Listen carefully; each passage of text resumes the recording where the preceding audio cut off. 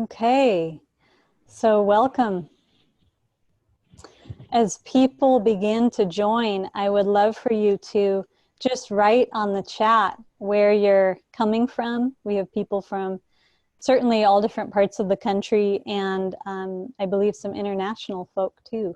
So just to, if you want to, make note of that on the chat. And before we get started, I would like for everyone to just kind of set aside any distractions in your space. You're all muted, so we'll have quiet for our meditation. And we'll give people just a couple of minutes to arrive.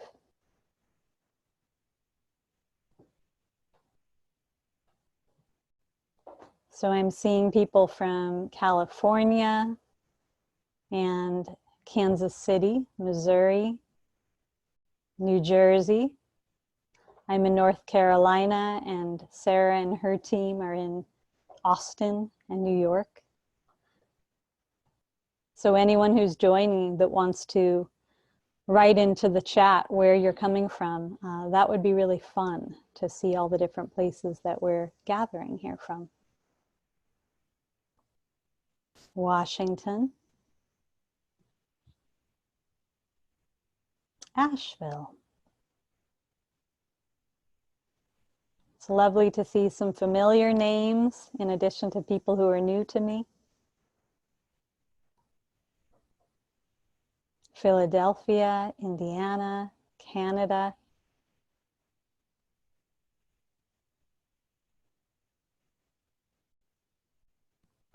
San Francisco.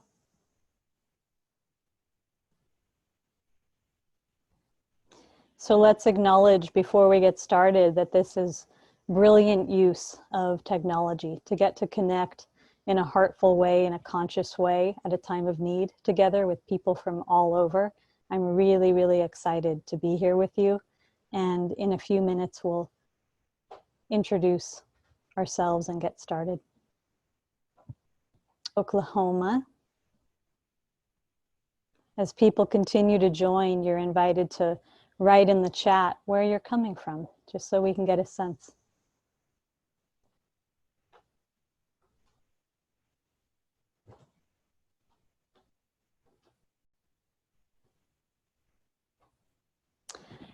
And Sarah, I believe this is a good time to get started.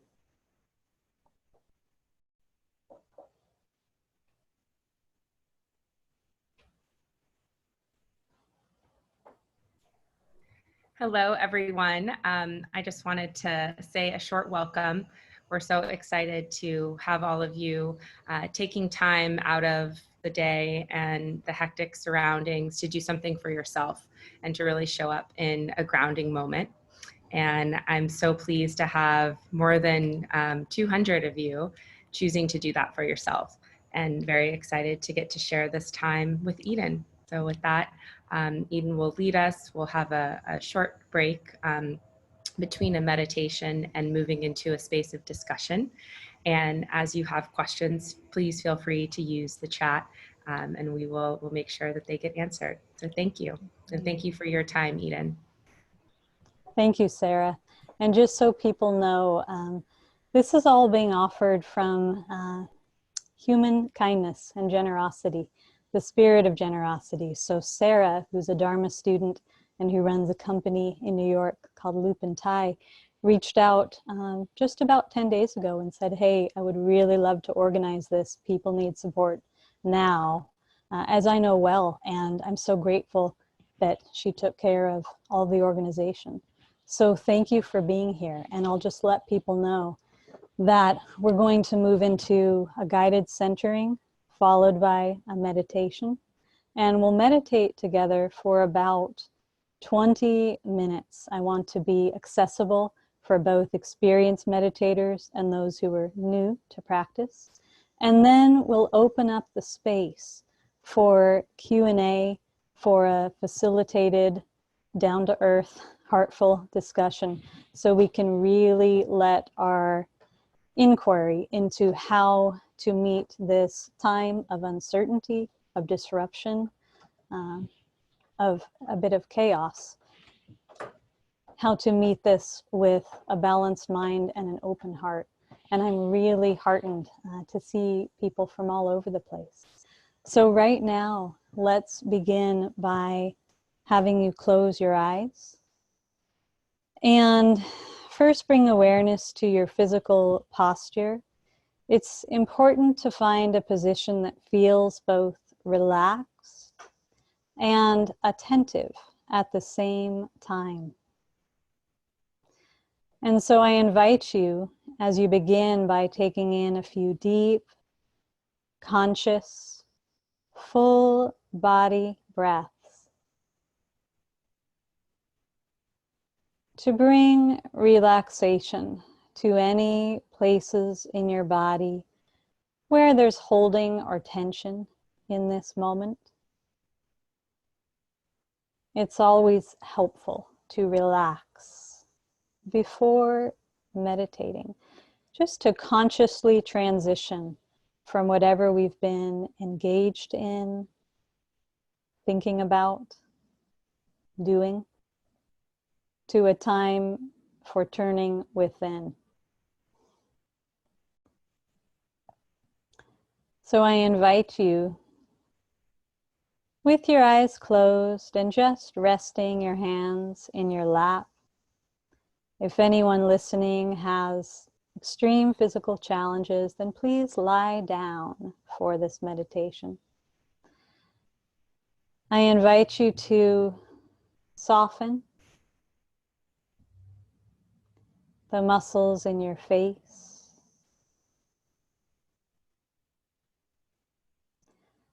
I invite you to relax your shoulders,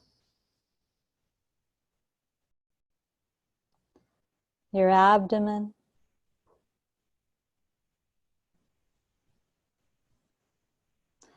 and anywhere else that you notice holding or tension. And as you continue to breathe deeply and consciously, just inviting your breath to begin to relax you.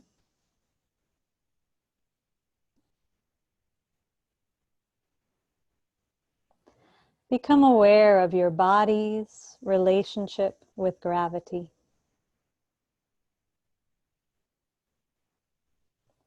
Inviting your body to settle,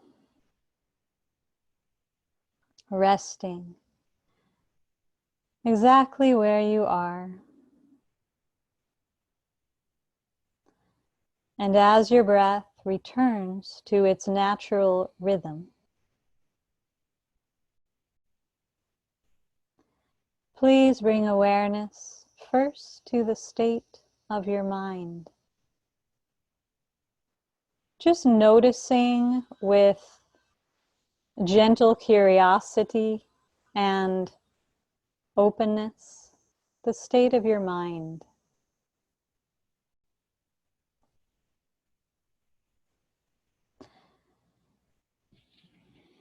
Gently bring awareness now to your emotional body. Welcoming whatever feelings are here today.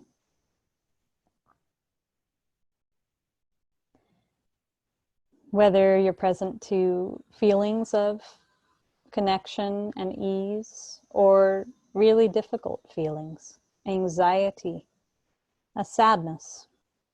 There is a lot to be present with right now. Can you welcome your emotional body exactly as it is? And I'll acknowledge as we continue to drop into our meditation that just a few minutes ago, the space I was in was perfectly quiet. And now I hear some background noise, which is very unusual, something along the lines of construction. So if you can hear that, please know that in meditation, we welcome all of the sounds of ordinary life into our meditation.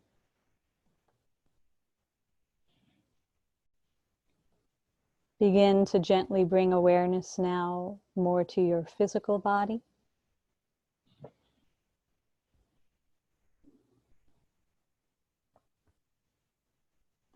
Just noticing sensation,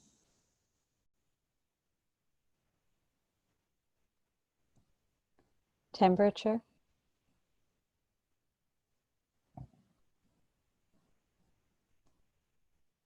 whatever is moving through your physical experience.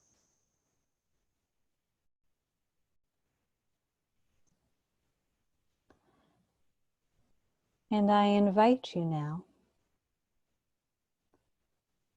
as you continue to allow your awareness to expand, perhaps being more subtly aware of the space around you,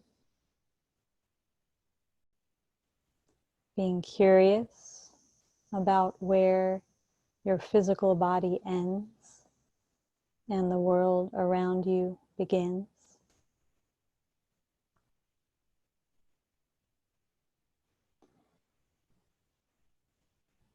Allow your breath, the rise and fall of breath, to be your anchor for the rest of this meditation.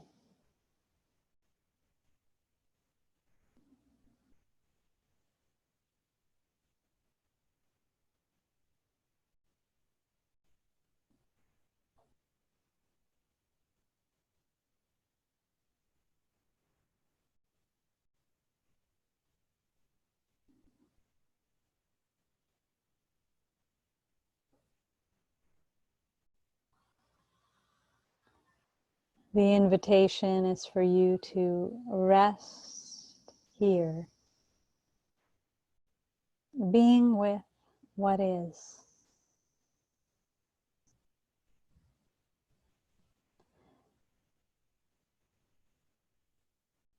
And every time you notice your attention getting pulled away from the anchor of breath, the simplicity of your breath breathing you,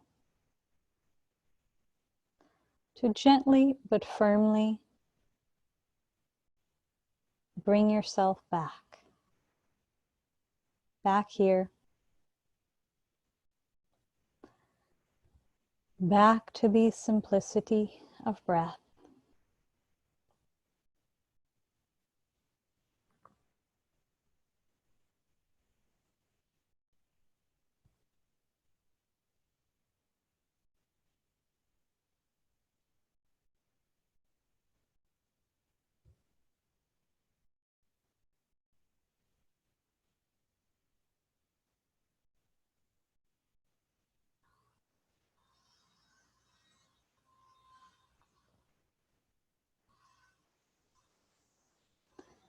And the invitation is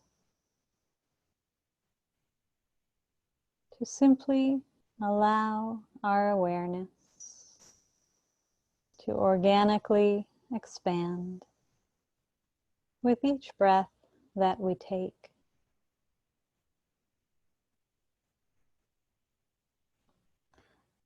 Remembering that in meditation there is nothing to fix or change or solve.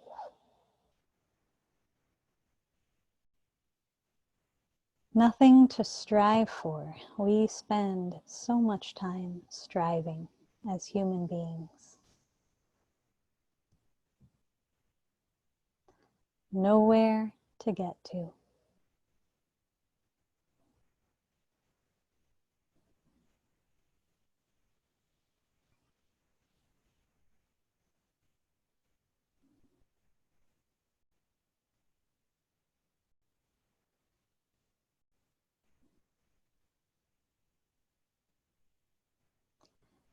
Just being here,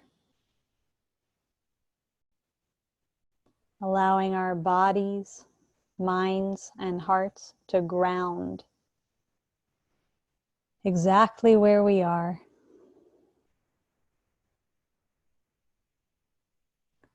Welcoming ourselves as we are to this moment.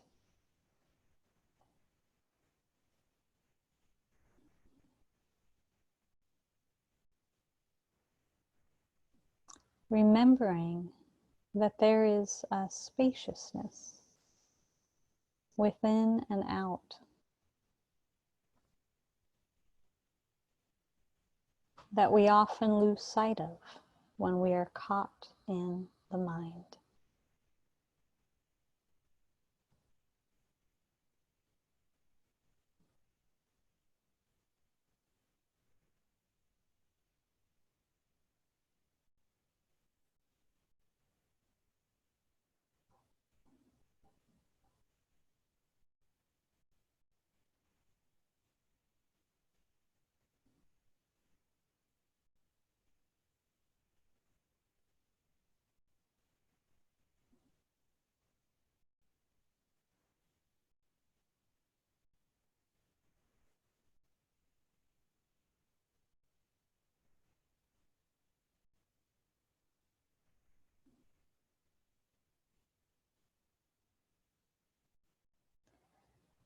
See if you can allow yourself to relax into this spaciousness.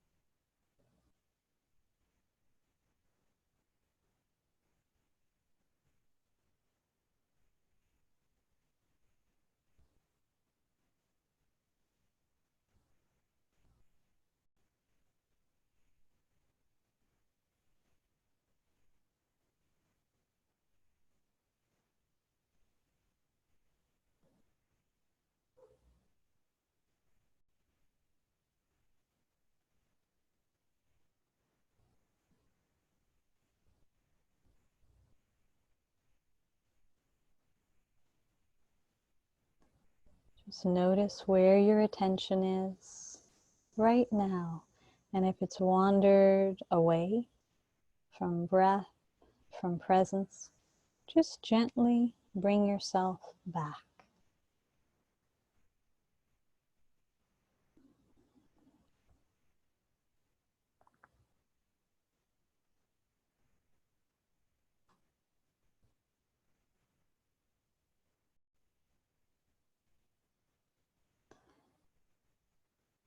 And as we sit together,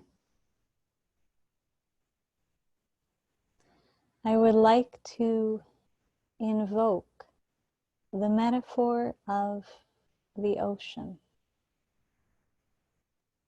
Just acknowledging that the surface waters of the ocean, just like our surface mind, can be busy, choppy, moving tide and crashing waves, and without needing to change anything about the surface waters.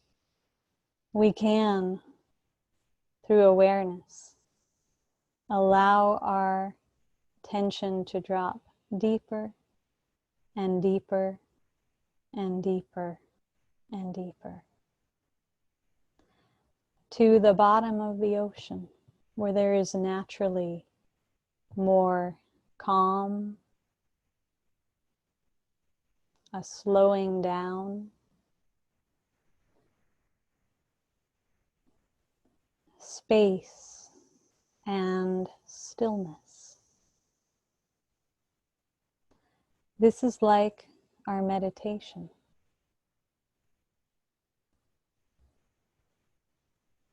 Just allowing ourselves to settle.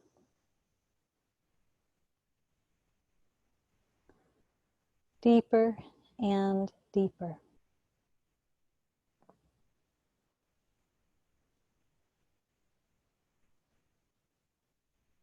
So that we can train ourselves, so that we can remember how to access this spaciousness in everyday, ordinary life, and certainly when we are facing adversity.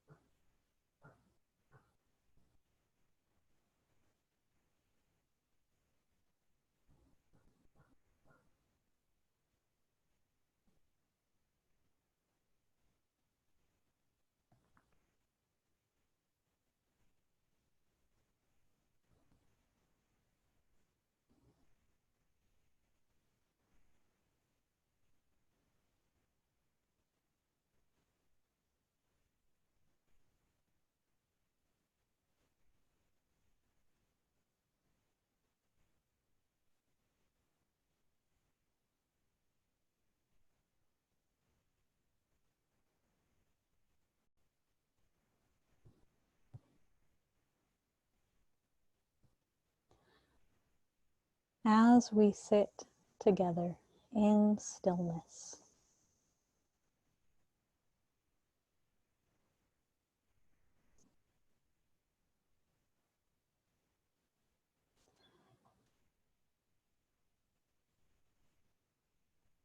I invite us to all presence, the unique period of disruption that we're experiencing, that we're walking through together right now. And to acknowledge, in whatever degree you've been experiencing this, the challenge and opportunity of staying grounded and being present with an open heart to uncertainty.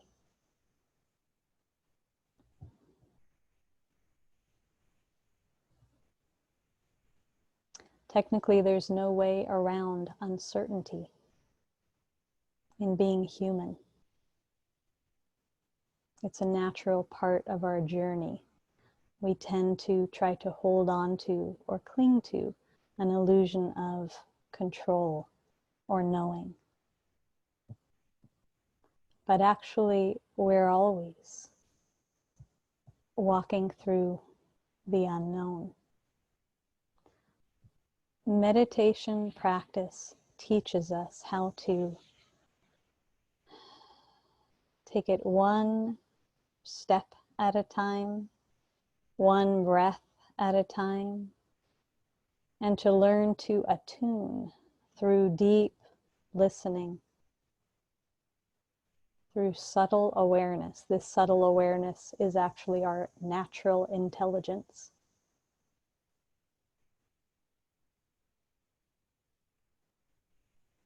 as we walk through the unknown. And the more we learn to settle and find this place of rest within, in the face of uncertainty, the more we learn that spaciousness, not knowing, emptiness, is not something to fear, but our greatest ally.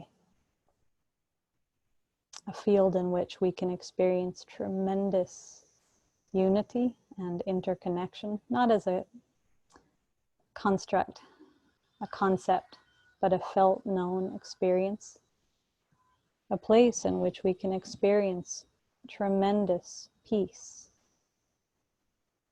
And from that peace, choose to engage in our world and in our ordinary, everyday life with care, with wakefulness.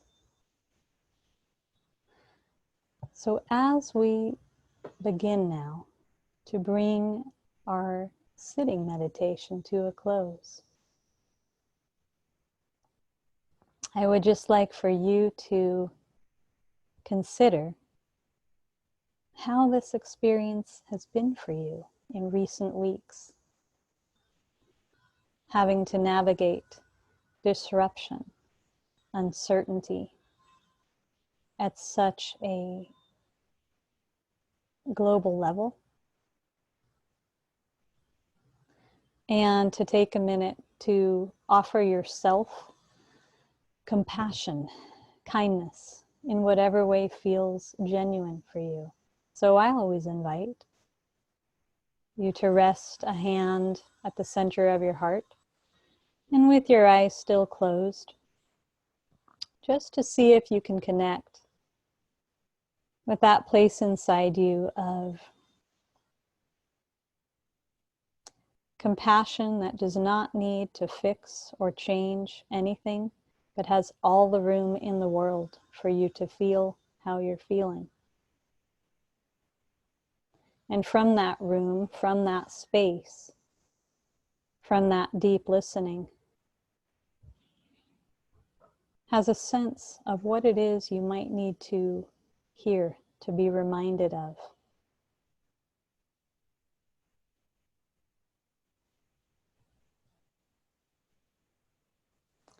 To find your own gentle okayness. So just listening within and offering yourself quietly whatever words of compassion feel true. For those of you who don't have a compassion practice, and for whom this might seem like a far stretch. What? Talk to myself compassionately? Sometimes it's as simple as the words, "It's okay. I'm right here with you.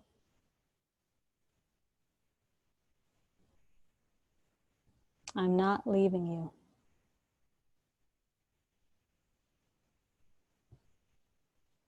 I love you. Keep going."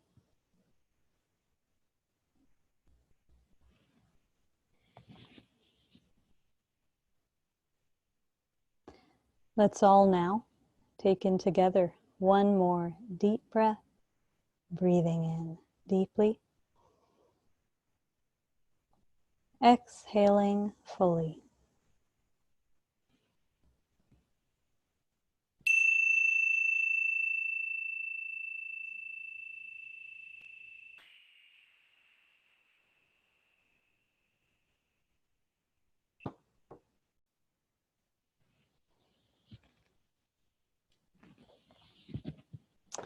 Thank you, everyone. So I encourage those of you who can stay for a group discussion, for Q&A, to do so. And I encourage those of you who need to leave to set the intention to meet the rest of your day with just a little more stillness, a little more care and kindness, These are really vitally important qualities right now. I know some of you, but there's many of you I don't know. So I'm Eden. I'm a Zen meditation teacher. And I would like to invite group discussion in the simple format that those of you who have questions, there's a tab down below that you can write questions in for Q&A, and then I'll read them and answer them. And I invite you to not be shy and to really share what's on your mind and what you're present to about this and what you could use support with. My intention is to hold this space at least twice a week, though we might open more days, because this is such a fascinating and potentially chaotic period of time. So a space where we can come together in conscious community, a space where we can meditate together and remind one another, and also receive some of the wisdom from Zen, some of the wisdom from Dharma that has so much to offer us in times of disruption and times of difficulty. I'll also share that there's a podcast recording that was just recently done, an interview with me about how to meet adversity and how to meet this situation in the coronavirus from more presence, rather than falling into the fear-based mentality that can really overtake someone, that can really trigger the nervous system. And for those of you who wish to listen to that as an additional resource, that'll be available on my website, I think this PM. So I'm not yet seeing any questions. And I'm going to just mention that all questions are welcome, even questions that you feel are very simple and basic. And I'm happy to speak just for a few minutes about some basic encouragements for everyone right now. The first is to acknowledge that this is a time of so much gravity and so much unknown. And the place that ego tends to go when meeting the unknown, which it's terrified of, is one of two extremes. Either absolute fear, and there is much that can trigger fear in this time, and fear is a welcome part of the human experience, but we don't necessarily want to put oil on the fire of fear. That's not helpful. We really need to stay grounded right now. We really need to bring ourselves back to center as often as possible. We really need to support one another. This is a time when your presence is needed and your consciousness is needed, and the responsibility that we all have to feed collective consciousness with more of a sense of possibility and generosity and care is important. And before I answer this question, I'll just note that the other place ego tends to go in the face of uncertainty is the opposite of fear. Business as usual, nothing's going on. Kind of going to a conclusion as something to grasp or hold on to instead of being in the open, empty space of unknown. And part of the game in practice is learning how to honor our fear and be with our fear rather than be it, as in be caught in it. So I'm going to pause and I'm going to start with the first question that I see. How to deal with the weight of the world as an ultra-sensitive person? That's a great question. And I imagine there are many who consider yourselves ultra-sensitive in the audience right now. And so first, what I want to mention is something that I'm actually, for lack of a better word, inspired about right now, or excited even about, is that a very typical layer of psychic numbing that occurs in our society, which makes me really, really sad, has kind of been erased. People have been jolted awake from some of the psychic numbing that can go on. And when I say psychic numbing, I'm talking about some of that sense of the weight of what is difficult in our world, the grief of the loss of living systems on our planet, and the level of dysfunction and lack of leadership is so heavy that it's just too much to be with. So people tend to somehow numb out or turn away from that. And in spiritual practice, the invitation is quite the opposite. It's actually that it's in turning towards that which we perceive as dark and facing it, that the strength of the light that is who we are is illuminated, is activated. That if we don't turn towards it and instead we turn away to fill ourselves or numb out or somehow get away from our feelings, we're actually disobeying an incredible opportunity to fortify, to know the real strength of the human heart. And collectively, we need this strength. We need access to it more than at any other time, especially because I see what's happening right now as a symptom and step in a larger unfolding where we have a real choice as a collective in what direction humanity is going to go. Yeah. So back to this very specific question of how to deal with the weight of the world as an ultra sensitive person, I invite you to, number one, take really gentle care of yourself. Meditating each and every day, and also understanding that meditation just through pausing for 2 minutes throughout your day helps to fortify your inner strength. This is really, really important now. Really honoring the parts who feel too sensitive. When I say the parts, I mean the aspects of your being, because we are all filled with many different aspects as human beings. And learning how to meet those aspects with compassion is really, really important. It's the difference between going through a scary, overwhelming, even traumatic experience alone versus going through a scary and overwhelming experience with a solid, compassionate mentor at your side. That's what having a practice cultivates for us. That's the change that practice has been in my life, if I were going to put it very succinctly. It's that there's a constant, compassionate mentor, a steadfast force of compassion with me, no matter what is going on. And this is something I want for our world right now. So to not be afraid of how overwhelming that feels, but to take gentle care of yourself and to really notice where you have to have boundaries. And I'm going to speak for a moment about boundaries. For instance, please don't be tuning into the news all day long. Pick one time a day or a couple times a day, and that's it. If you're feeling under-resourced, don't even go there. If there's a conversation you're having with another human being that's starting to feel like it's dragging you in or overwhelming you, just give voice to the fact that you're not well-resourced enough for that conversation right now. So to be really wise about how we care for ourselves. And I'm going to move on to the next question. And I think this theme will be woven throughout because it's alive for all of us right now. Yeah. So the next question is, how can we deal with the incredible anger and fear we feel knowing our federal government and president are so incompetent and cruel? Give me a moment as the screen just shifted a little bit towards poor people and people in need.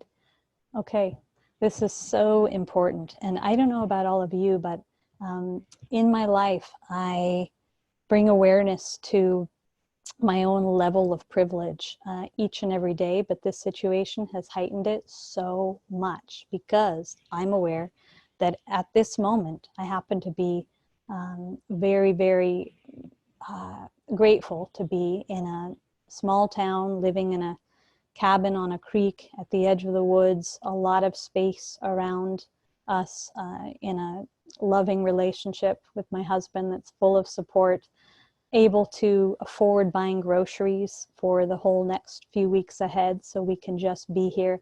Not everyone has that privilege. Not even everyone even has enough money to buy 2 weeks worth of food. There are kids now who are out of school and thus missing their school lunches. Everything that is a hole in our system having to do with inequity is being illuminated right now as much as it ever has been. And so here's what I want to say to you. That anger, I would say that rage, for me it appears as a rage sometimes. That's important. That is important to feel. Each and every one of us is part of the natural feedback system of planet Earth. If we go into psychic numbing, as I mentioned before, we cut ourselves off from that natural feedback system. If we allow ourselves, on the other hand, to go into that anger and act out from it or just become it, become overwhelmed by it, that's not helpful either. There's a field of very spiritually immature reactivity in our world that has to change. It has to change. It's not helpful. What is helpful is feeling our feelings, being mature enough and open-hearted enough to feel our feelings fully, to feel our grief, to feel our anger, and to let those feelings inform us in presence of, number one, how we live our lives, and I mean how we direct our attention and make choices at a subtle level, moment by moment. And number two, how we as a collective can participate courageously and compassionately in long-term sustainable change in our world. This is what we're up against right now. It's going to take a lot. And I also propose that there are a lot of limiting stories that say we can't make change, or Pollyanna stories that say it's going to be easier than we think. I suggest that we're all required now to really show up to this inner and outer change that we know has to happen. And we know when we see the inequity and we let it break our hearts open, we've accessed our willingness. So this is really, really important. I'm going to pause and just ask everyone to take a breath while you're listening. The pause in meditation is one of our greatest allies, just learning how to stop and allow more space so that we can be listening within and out as we go through life. And I'm going to drop down to the next question now. How do I decide how much to try to do in the day? I feel that I want to just do nothing, but I also feel that I can't just stop. Okay, so this is a really good question as well. And first I would say that I feel that it's important for everyone, and I already said this in one form, but I'll say it again, to create extra space right now, extra time for what you might call self-care, extra time to slow down and just let your subconscious integrate all that is happening. That's really, really important. So more time for slowing down. And also, many of us have full work plates right now. And so there's a saying in Zen that I've always appreciated: chop wood, carry water. And it points to many things, but two that I'll name. Number one, in times like these, just like in times when life is feeling more ordinary and easeful, we're living our daily lives. We're invited to approach the tasks in front of us with care and presence, and let what we do as ordinary human beings ground us, okay? So to give ourselves wholeheartedly to the tasks at hand. In a world that's very distracted and where people are multitasking and quadruple tasking and all of this kind of thing is less popular, but there's some real ancient wisdom in just chop wood, carry water. Do what is in front of you with care and let that ground you. And on another level, when there's absolute chaos going on in the world, like now, it can be really important to say, yes, that's going on. I acknowledge that. That's part of reality.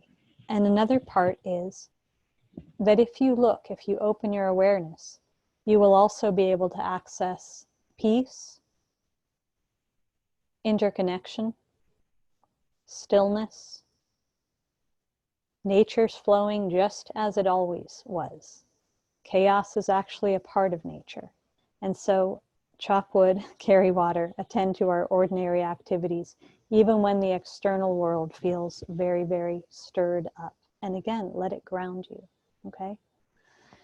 I'm just going to look at that question again and see if there's any other piece about it that I want to name. I just want to emphasize, if you really need extra time to rest now, please gift it to yourself. This kind of thing can be so depleting. The stories, the fear stories, the news, the made-up news, the poor leadership, all of it, so draining. So something that I find useful is the idea that self-care is not just about those special acts, like I'm going to take an Epsom salt bath and let myself detox. It's about a daily, moment by moment way of being with ourselves. When I was talking about the experience of having a compassionate mentor by my side, I also mean that I get to live with the quality of self-care, even when things are hard, even when things are stirred up inside, okay? That is really, really committed. That just happens in ordinary moments. So aligning the choices that you're making right now with, I would say on behalf of you and on behalf of the whole, an understanding that being of service right now, one of the pieces of it is helping ourselves to all stay grounded and to all stay cared for. That's how we can be of best service to the whole, all right? I'm going to read the next question. I can only, hold on, give me one moment. I can only relate how I feel right now to a grieving process. I may have just passed through the first phase of shock that looked like paralysis. Is anyone else experiencing this? And yes, by the way, we might look at how to open up these chats a little bit so you can hear from one another as well. But I'm going to just begin by suggesting that you are not alone in that. There are many people who are feeling this. And this is part of having something happen that is so outside the box of expectation, that is so beyond anything we've seen before, certainly in my lifetime. And it also has to do with what we talk about in spiritual practice as the illusion of control being taken away from us by life. So I'll just speak to that for a moment. If we pay attention for a while to how the mind operates, the conditioned mind, what I call the mind of separation, we tend to notice that there is sort of this subtle illusion of control happening often, just up here on this surface level. It's the notion that I need to be managing life. It's the notion that I kind of have a sense of what's going to happen next, or I have to somehow be in control of things, and that life is somehow in control. We're part of the vast wilderness of nature. And if we're honest with ourselves, the only thing we actually know as soon as we're born is that one day we will die. As human beings, that's actually the only thing we can be certain of. The rest is part of the unfolding mystery. In practice, we learn how to soften this illusion of control and develop, therefore, greater trust in the mystery and greater trust in the unfolding. And I offer that very humbly, because right now, the mystery feels like chaos. What we're seeing and experiencing feels scarier than, and more unknown than anything we've known. There's one other piece about it I'd like to say, and that's that this is a spiritual teaching from Buddhism, but I think it's important to touch in with now. We tend to, as humans, sometimes focus more on the relative world, the world of sort of social expectations and our work life and our material world and some of the judging mind and binary perception. That's one half of being human. The other half is that we also exist in the absolute realm. This is the place where we feel our undeniable connection with the divine. This is the place where we sense and experience a much more vast perspective that even in the face of fear can access a trust, not a Pollyanna kind of trust, but a deep trust. And the point of having a practice is to help us live in such a way so we have one foot planted in the relative and one foot planted in the absolute. And in other words, we can't really find happiness if we're just trying to live in the relative. And if we just try to live in the absolute, we get equally confused. But the point I want to make is that I find this situation right now where the relative world has been completely shaken up. All of the systems that we thought were solidly in place are being shut down right now. A feeling of security that comes from things running smoothly has been completely ripped away. Yes, this is really scary and something to grieve. And at the same time, there's an opportunity, a spiritual opportunity here. The Chinese symbol for crisis is, in translation, both danger and opportunity. And so part of the opportunity is to awaken to reconnect with our connection to the absolute and the sense of groundedness that we can find there when we can't find it so much when the parts are moving too quickly in the relative world. So that's just something to offer. And I want to just take a moment for all of us as we take in a deep breath together to feel compassion for ourselves and for one another in how absolutely unexpected and shocking the recent unfolding has been.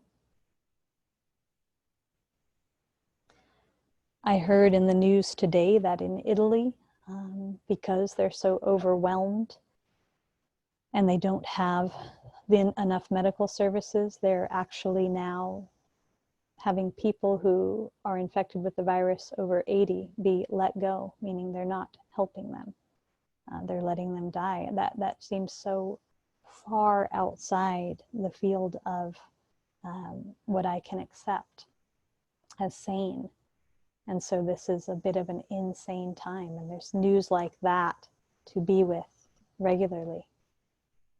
I'm going to look at this next question. Not really a question, more of a commentary, which, by the way, is also welcome. While being in the now is so important, I can't, I'm going to have to ask Sarah to read this one for me. I just announced to Sarah today that being 46 years old, I finally, just about last week, realized that my eyesight is starting to change. And I should have ideally gotten glasses before this shutdown happened. So Sarah, can you tell me if we can make that question bigger? Thank you. Yes.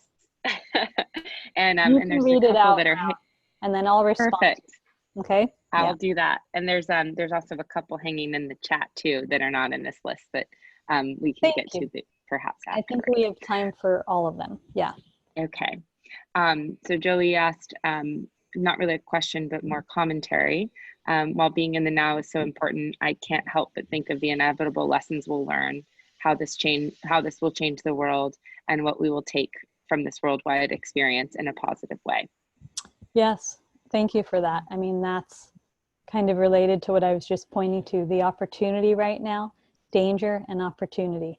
The opportunity is so huge. And this is why my hope is that every individual will take responsibility for meeting this from as much presence, as little reactivity, as much of a sense of awe at nature unfolding in a completely wild and unknown way, and the field of possibility, because we have a lot of work to do as human beings. We have a lot of work.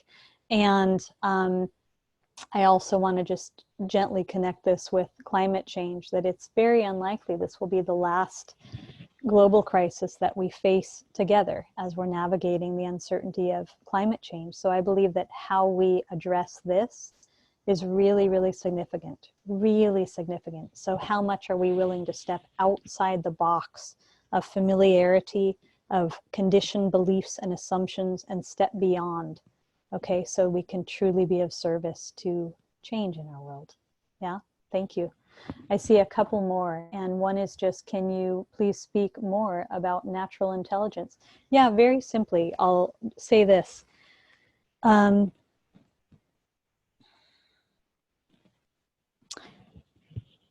There's a very bizarre story in our world.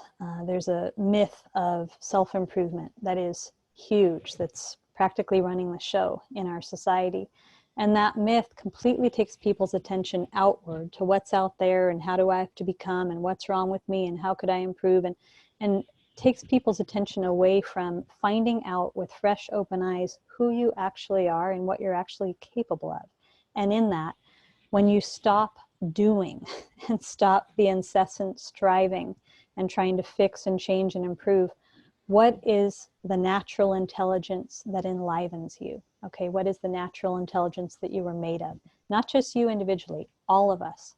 It's an incredible field of intelligence that goes so far beyond the human ego.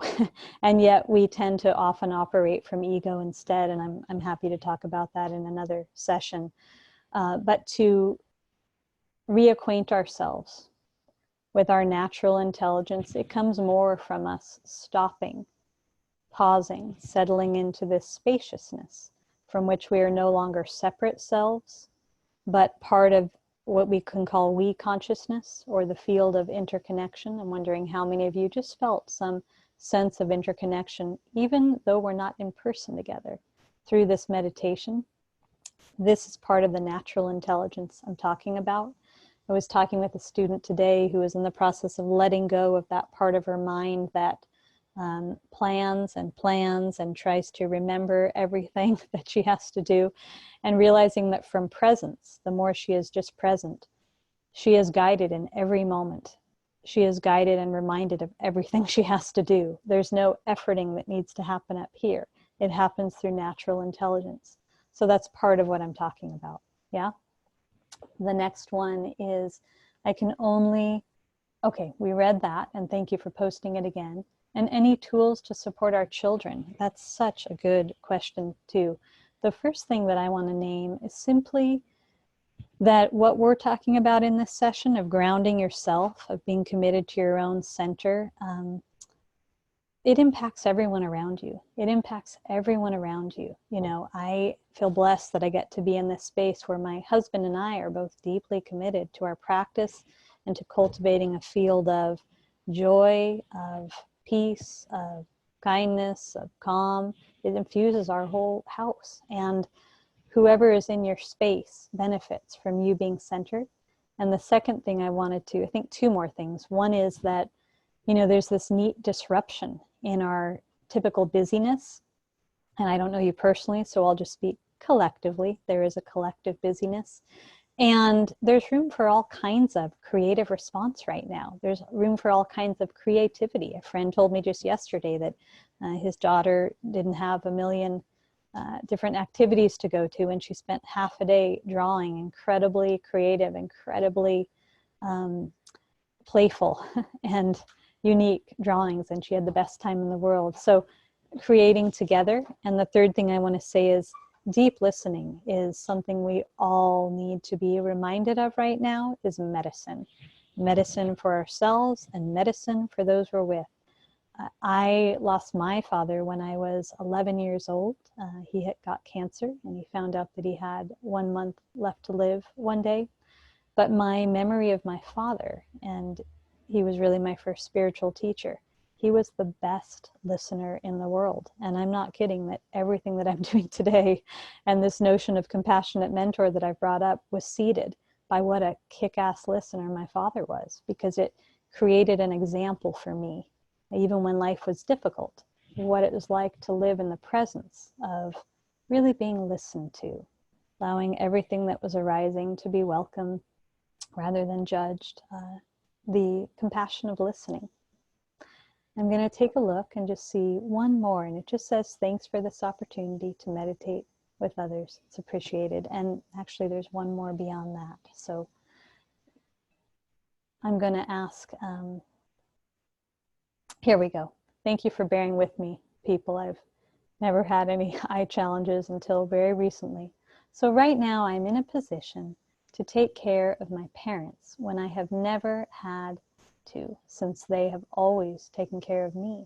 However, I knew this day would come down the road, but I find that I'm not mentally prepared? Any insight on how to jump into this new role while we're quarantined? Yeah, I'll just say that we're very rarely mentally prepared. There's so often a story of down the road, this thing will happen. Down the road, I'll get older. Down the road, my vision will change. Down the road. And we're rarely mentally prepared, truly. And so I would like for you to be really kind with yourself in this process, to bring awareness, because every new, fresh experience is such a mirror for personal growth, to bring awareness to what it stirs up in you, and then what different aspects of yourself present themselves who really need care and, again, mentorship as you step into this new role. There might be an anxious one. There might be someone who feels grief about your parents getting older. There might be a sense of inadequacy. So we learn to turn towards each and every one of those parts inside and meet them with presence and deep listening. So that's all I'm going to say right now. But in the spirit of that last question, I really hope we are all rolling up our sleeves right now and celebrating this moment to show up for consciousness and to show up for larger change. There's an incredible opportunity presenting itself. It is wild. And yes, it's scary too. But I want to emphasize that your contribution is needed now. And you're invited to return. We'll do this twice a week to meditate together and have discussion. You can also send in discussion questions beforehand. And for those of you who want to go deeper, I have an offering this weekend, this Saturday, for women for the equinox. I have a 4-week course coming up called Deep Time, Slowing Down as a Revolutionary Act, that I'm really excited about. And just so you know, we filmed that months ago without knowing that this would be a time of collectively slowing down. So you're welcome to reach out for more resources. And as we bring this to a close, let's all close our eyes for a moment, connect with the breath. Feel our gratitude and appreciation for one another, just taking this time to show up. And I would offer that before you transition into the rest of the day, you might just want to ask yourself what quality of being you want to bring to this day. Perhaps something you were reminded of in this session: peace, kindness, courage, joy. Thank you, everyone. To be continued.